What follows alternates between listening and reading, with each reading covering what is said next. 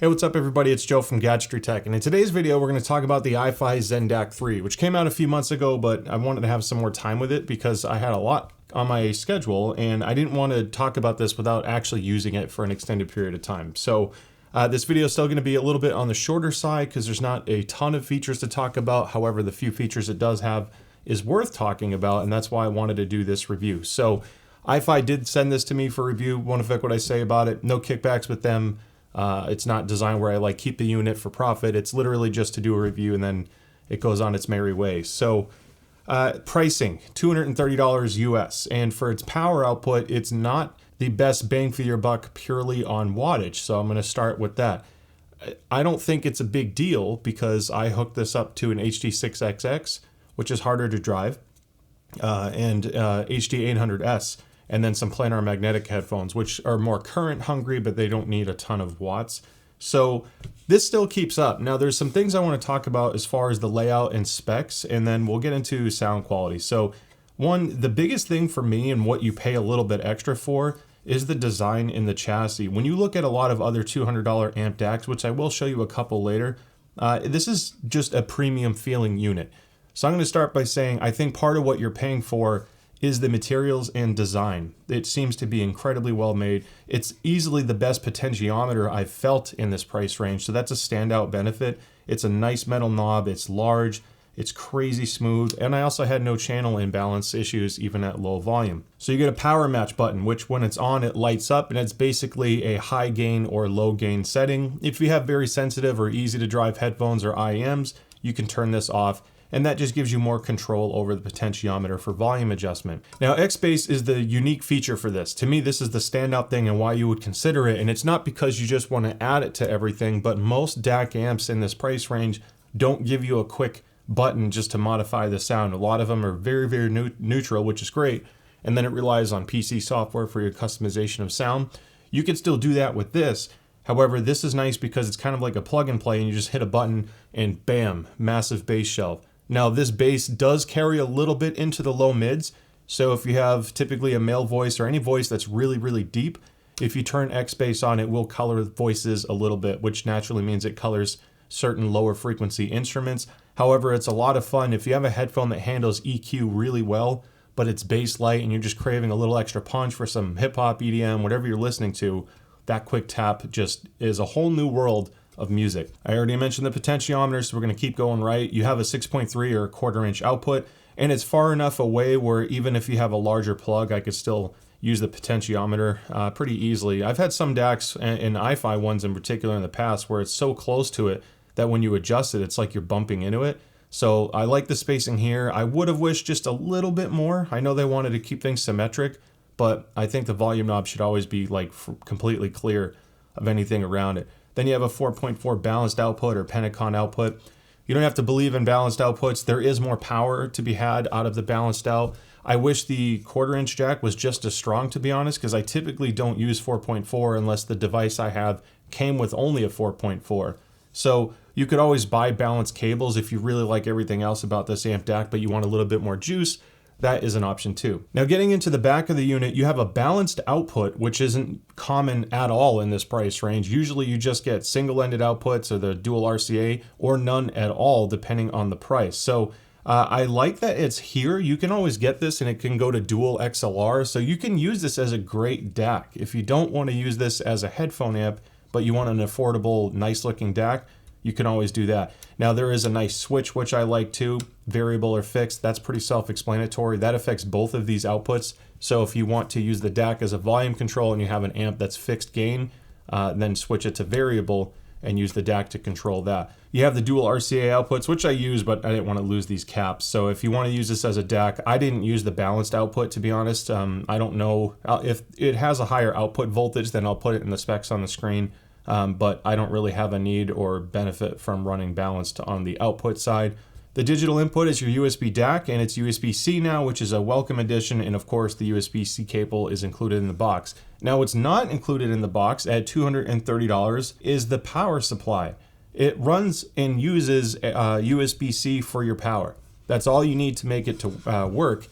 that cable's in the box and it works great, and it doesn't affect the power output. If you purchase their power supply, which I believe is like close to $70, now you're almost at 300 bucks. I'll be honest, I'm not a huge fan of that value proposition, because once you start factoring that in, now you're in some much more powerful amp DACs that have a comparable feature set at 300. So I wouldn't get this and then plan on 100% buying the power supply. I think is better suited towards their higher end stacks, but you can. And the benefit of that is if you are using USB for your connection, of course, and you want a cleaner output, if you use the external power, then it only uses USB for the audio signal. It will isolate the power from it, which can help with possibly reducing ground issues.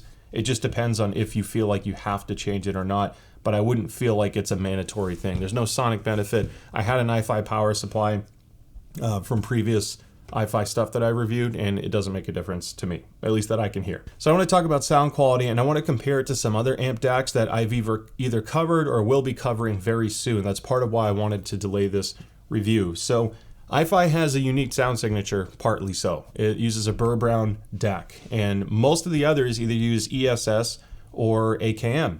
And they have a little bit of a different sound signature depending on how it's implemented. Just because one uses one DAC over the other doesn't guarantee it's going to sound a certain way, especially when you get into immeasurables. You know, if you're just doing an AV blind test, a lot of people can't hear the difference. This is a little bit of a difference though, and it's a pro and a con. It does sound smoother. It does sound slightly warmer, but that's only because it also sounds slightly less resolving. If you're chasing the most analytical listening experience you can get, then I would either go with the Magni from Shit, which is about 200 bucks if you can get it at that price.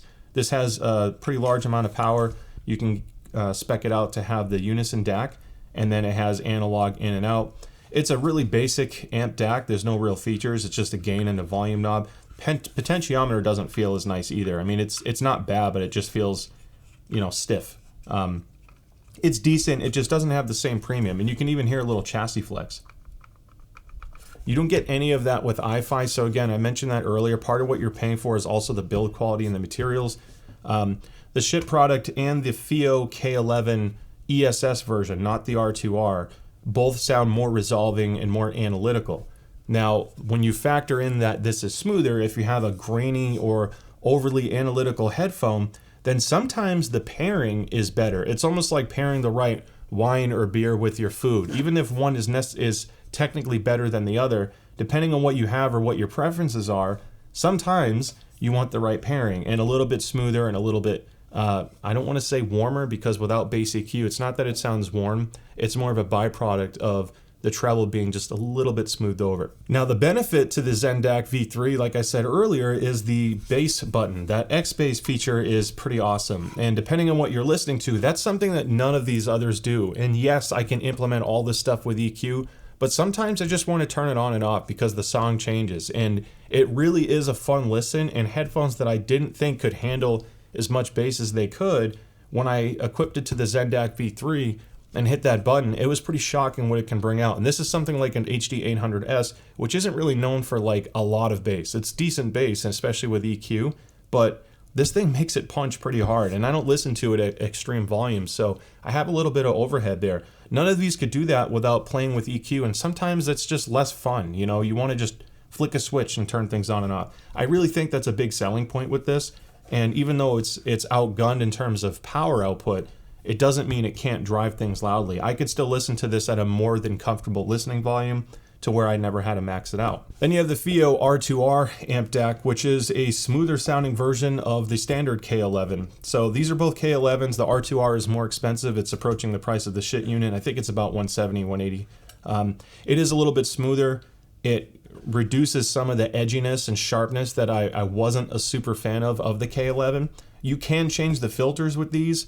These have balanced outputs as well, but they're not true balanced. It's just a different connection type. And then when you look at the back of them, it has more inputs and outputs. So you have optical and coaxial in. The coaxial doubles as an out, and then you have analog out. It's the same exact configuration with the R2R variant. And I already mentioned earlier with the Magni product. It's pretty much all analog in a DAC. So there are more features on the iFi Zen DAC 3, and there are different sound signature characteristics of it as well.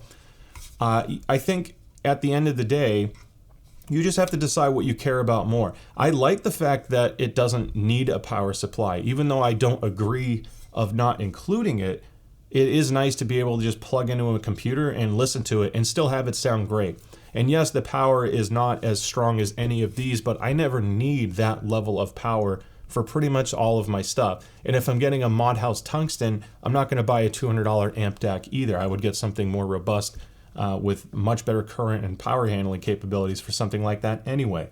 So I think this has its place. Now, the last thing I want to end with, when you look at user reviews, I'm a reviewer. I can share my experiences based off stuff I have, but I don't live with one single product every single day. And one thing that is a standout with iFi that I do want to call out is they have very high customer satisfaction reviews on places like Amazon, something that's not controlled by iFi for like moderating reviews or anything like that. So customers are really happy with their purchase. That's specific to this unit. And I think that goes a long way. There's things to consider, like when you hit play pause, there's no delay. I have no humming issues. I have no buzz. The coloration isn't so bad that I feel like I got a poor product. It's still performing well enough.